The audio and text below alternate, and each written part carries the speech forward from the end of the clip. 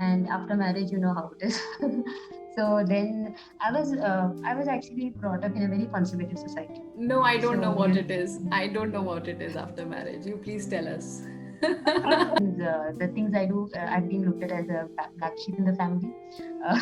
That's what my mother also told me. Like, this is how life is. This is what everyone around you is doing. This is what you are supposed to be doing. I got pregnant. I got obese. I was around 85 kg. From 56, I became 85.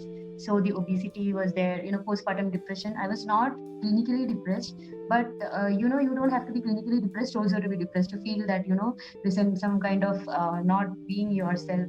So I was going through that phase, and it was not very easy because every day you get up with this feeling of emptiness. There is nothing solid that you're doing in your life. So there are people who actually agree to it and understand, accept this is how life is, and then there are some who fight against it. So I was someone who was fighting against it. I was like, no, there has to be more meaning in my life. This is not what I used to think if I couldn't find hope, I should just let it all go. I used to think if I couldn't make dreams come true, I should just let them all go. So, hello, my able tribe. How are you? You know what? Today we have a guest who is like she's a common name and she's a corporate junkie into taxation and audits like any other. She's married. Sab karte hain. She's also a mother. Yes, like everyone else. But she's also a Bharatnatyam dancer. अभी बात यहाँ रुकी नहीं है. She is also a mountaineer. She goes on treks. In fact, last year, 2020, she made it through to Arctic Polar Expedition 2020. Wow. So let's welcome Shrisha Ravindran. Hi, how are you?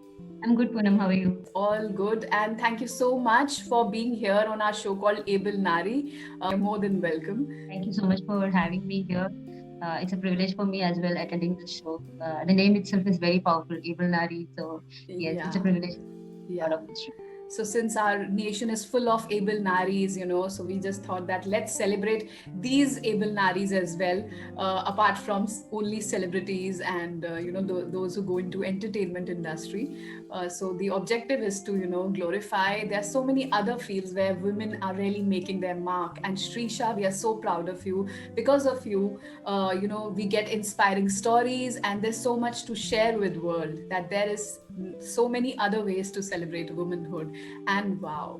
So without much ado, Shrisha, please tell us about your journey of life. I was reading about your father, how he introduced you mountaineering into your childhood. So from your childhood to your marriage, that in a nutshell, if you can summarize. Yeah, thank you. Yeah, so like you have read, so it's my father who actually introduced me to mountains.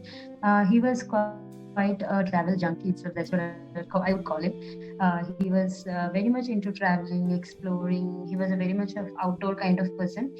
So the first time I touched snow was when I was around 15 years old. So that's the first time I'm going to Kulu Manali.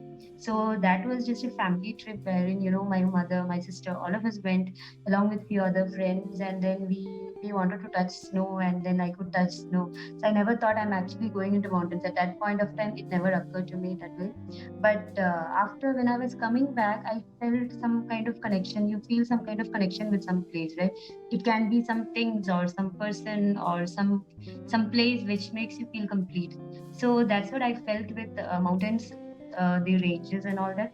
But I told my father, and I remember that I was almost in tears while I was coming back from there. It's like you're leaving your home and going somewhere. So that was the connection I felt. And then when I came back, I told my father, this is what I feel, and I would want to go again. And he himself, who loves mountains so much, he's like, okay, fine, we are going. And then when I came to Bangalore for further studies, it kind of slowed down because I was concentrating more on my career, and then I was more into studies and dance and all that. But I was still trekking in the Western Ghats, the Eastern Ghats, but not too much of Himalayas. And then I got married, and after marriage, you know how it is. So then I was actually brought up in a very conservative society. No, I don't know So what it is. I don't know what it is after marriage. You please tell us. uh,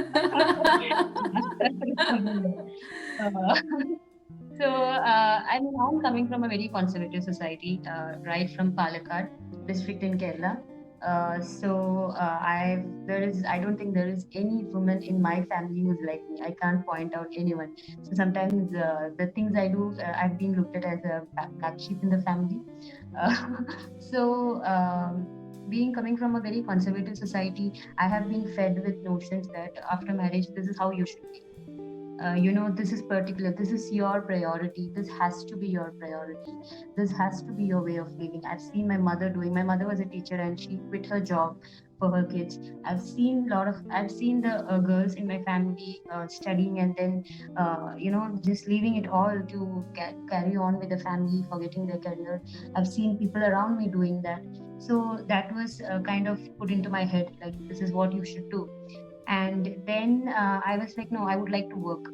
So then it was like, okay, it's a privilege granted to you that you can work. So that's what my mother also told me, like, this is how life is, this is what everyone around you is doing, this is what you are supposed to be doing. So I followed that. And I never thought beyond that. I was scared to think beyond that, I would say. And then I got pregnant, I got obese. I was around 85 kg. From 56 I became 85.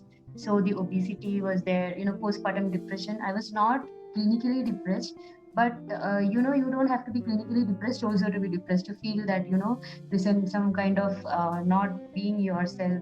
So I was going through that phase, and it was not very easy, because every day you get up with this feeling of emptiness. There is nothing solid that you're doing in your life.